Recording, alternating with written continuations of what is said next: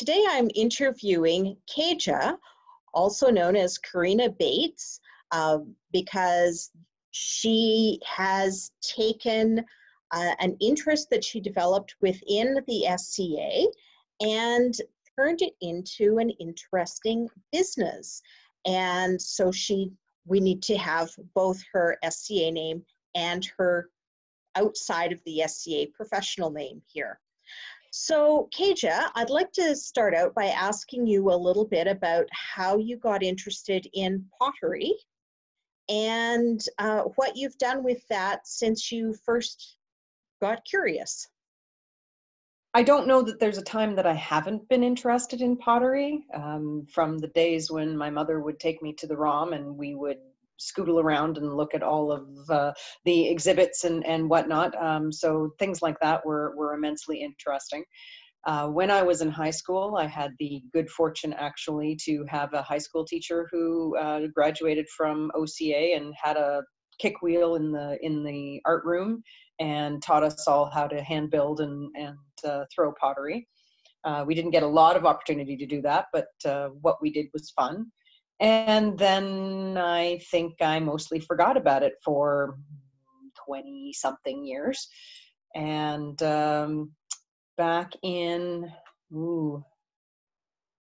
probably somewhere around 2004, a good friend who had just gotten herself a pottery wheel and set herself up a studio in her basement, who used to be part of the SCA actually, invited me over knowing that I was interested in pottery and said, "Hey, do you want to come to my place and play?" And I said, "Sure, that sounds like a grand time." So mundanely, I started getting involved in pottery that way. And then I also started to see that there were other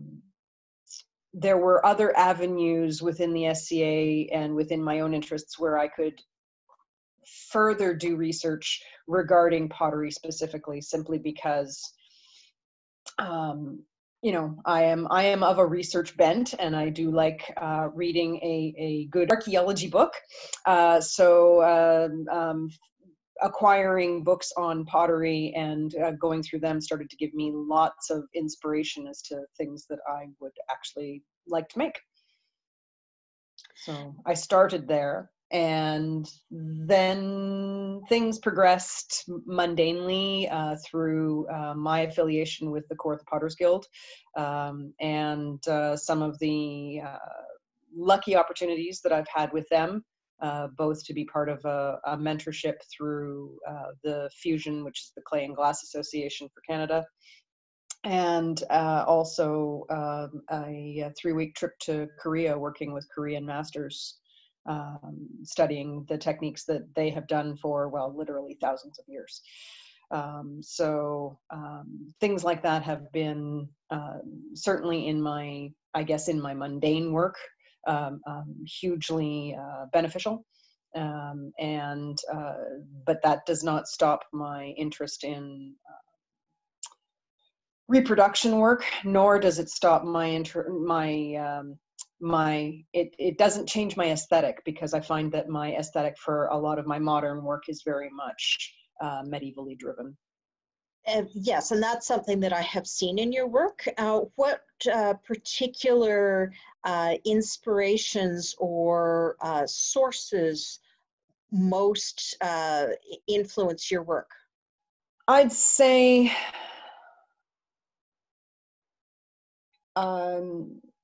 from a particular place, I would have to say the Mediterranean overall. Syria, Persia, Andalusia, all of these places had super well-defined, well-made, beautifully decorated pottery, in many cases long before Northern Europe. I find that's a lot of their colors, their designs, their shapes, all very inspirational. Certainly it's not the only stuff, but it's I would say certainly it's the main. But I do have I do have the affliction of artists everywhere, wherein I see a piece of fabric and go, ooh, I could put that pattern on my pottery, or ooh, there's a metal pot. Ooh, I could make that shape in pottery, and I mean, this is I just found out there's a word for that. It's called a skeuomorph. Apparently that's it is a long-standing tradition throughout history, because a fabric person would see a pattern on metalwork and go, ooh, can I weave that into my fabric? Or, I really like that shape that wood turner has done. Maybe I can make a metal pot that's like that, or so on and so forth. But you've also traveled elsewhere besides Korea to do some research? Not really, but I can't avoid a museum if there's a museum to be had. Two visits to Egypt, and certainly any museums that I could find there. And although admittedly, I found in Cairo the pottery displays were actually not as much as I would have figured. On a trip to England, I did get the opportunity to visit certainly the British Museum, which has a really absolutely stunning pottery collection, and that was a lot of fun. Certainly, I do appreciate very much that a lot of the museums these days, and especially since the start of the pandemic, have put a lot of their resources online. So many of their collections are visible via their websites. Now, the pottery studio that you run now, your business, Horosci Pottery, that is taken from your Egyptian interests? Yep. The mundane story is that my mother used to draw the Horosci on my window every night as a symbol of protection, and it ended up being something that I gravitated towards when I got to go and see the King Tut exhibit when it first came to Canada, and my mother took me to see that. And I still have a pendant that she purchased for me from the ROM store of the Horosci. And so, yeah, it's definitely something that I've gravitated to over the years, and it was a natural fit in terms of a name for my business. Mm-hmm. Mm-hmm. Now, in terms of what kinds of pottery that you're doing now and what you're selling, you said you do a mix of reproduction works and more modern pieces. Mm-hmm. The modern pieces, they're also very much influenced by the medieval aesthetic in terms of some of your design pieces. They look to me very They sure are. Persian, for example. Yeah.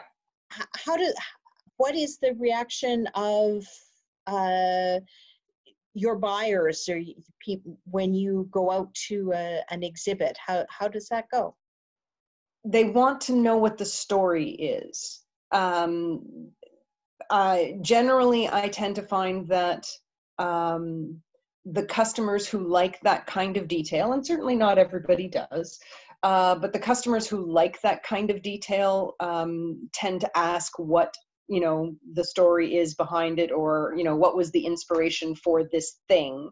And then that leads down the rabbit hole of, this was inspired by, 14th century Persia, or, 12th century Andalusia, or, something along those lines.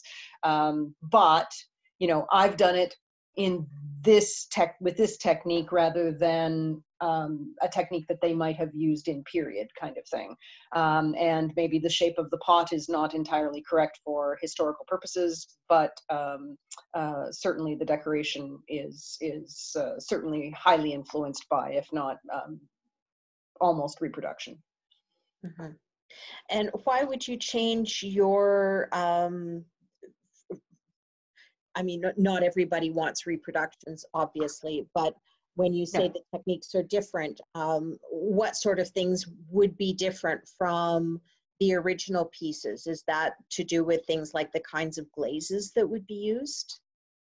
Well, there's some of that. I mean, a lot of the Middle Eastern pottery is actually made up of composites, simply because there are not a lot of what you would call a pure clay bed. The Middle East does not get the benefit of England just going out into their backyard and digging up some clay and putting it on a wheel and Bob's your uncle. The Middle East actually was trying to, for the longest time, reproduce the porcelain that came from China.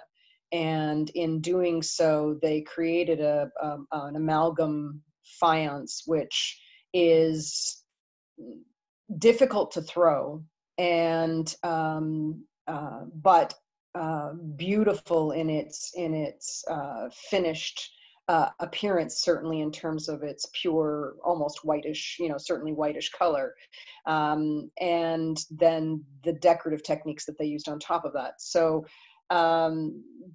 but they did a lot of painting of things. I tend to do a lot of sgraffito, which is scratching through slip or carving. And I tend to do, when I do fine lined work, I tend to use a technique called, in North America, it's called mishima, which is also a Korean traditional technique, wherein you're inlaying a colored slip into a carved line that you have created. And there is no evidence of that kind of thing happening in anywhere in the Middle East or Europe. In fact, I don't know that in terms of that technique, I don't know that it really happened outside of the Asian, China, primarily China, Korea, Japan countries until very close to the modern era. And when did you start Horosci pottery?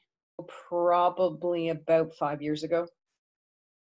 Yeah, it was sort of a nascent thing about 5 years ago, and then when I retired from my job at the Guild, I decided that my goal for myself over the next 10 years was to become a professional potter, and so the name came more into being. And you're generally happy with how it's going? I am actually very pleased with how it's going.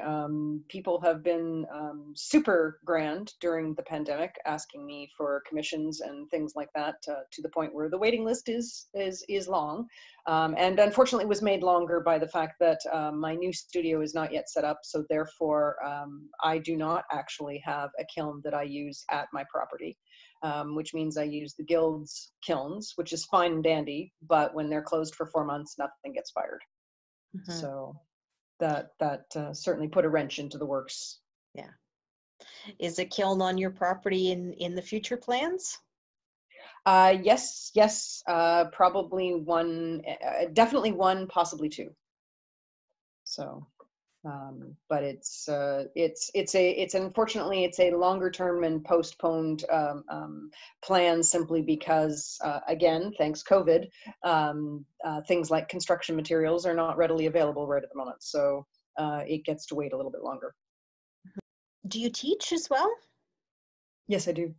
Yeah, I teach at the Guild, and because the little studio that I have is not suitable for having more than one person trying to bump around in. So I teach wheel throwing at the Guild currently 3 times a week, Mondays, Thursdays, and Saturdays. And I have a bunch of really keen students who are having, it seems, a grand time, so that's good. Great. If you had 3 things to tell me about your business and how it grew out of your SCA interests, what would they be? I think probably one of the main ones is the fact that I look at how we use stuff in the SCA, and also being a part of the SCA and DARC has certainly assisted the experimental archaeologist in me. And so I look at how we cook things at camping events, or how we work with different mediums, whether they're metal or they're wood or what have you, and I'm like, can I make that? And I'd be reading a book and it says, oh, well, there's this thing, and it's supposed to do this in, the cooking process. Oh, well, if I make one of these, here, cooking person, does this thing work? Does it blow up? Does it, there are lots of different archaeological books, for instance, that talk about, especially early period pottery, not being glazed at all, being glazed only on the inside, being glazed only on the outside, being spottily glazed. And especially in Northern Europe, part of this is related to the fact that their knowledge of glazes and how to use them, and the fact that glazes were expensive, is a much later thing than the Middle East. But because some pieces, once they sort of started to get the handle on glazes, some pieces were literally, they were only glazed on the inside, or they were only glazed on the outside. So is that because the glaze was expensive and they didn't want to use all of it and just coat the whole piece? Or is there a heat differential difference because the glaze is on the inside, or because the glaze is on the outside? So how does this affect the cooking of the objects? How does this affect heat retention? How does this affect how much water evaporates or liquid evaporates, which in certain circumstances is a beneficial thing because the evaporation through clay causes natural cooling. So you would get a cooler beverage if your drink is actually allowed to evaporate slightly through the body of your clay. So there are always these kinds of, to me, very fascinating questions about, okay, there are these finds, and archaeologists are, as we know, certainly in earlier parts of the 1900s, very much willing to make assumptions about what this thing is and what it does without actually having any practical experience about what that thing is and what it does. They're starting to change, especially in the pottery industry or pottery archaeology. Now they are doing, well, a lot more gratuitous soul searching about, how does what they're doing fit in with the grander scheme of archaeology in general, and understanding how pots fit into the social fabric of the place that they're digging up.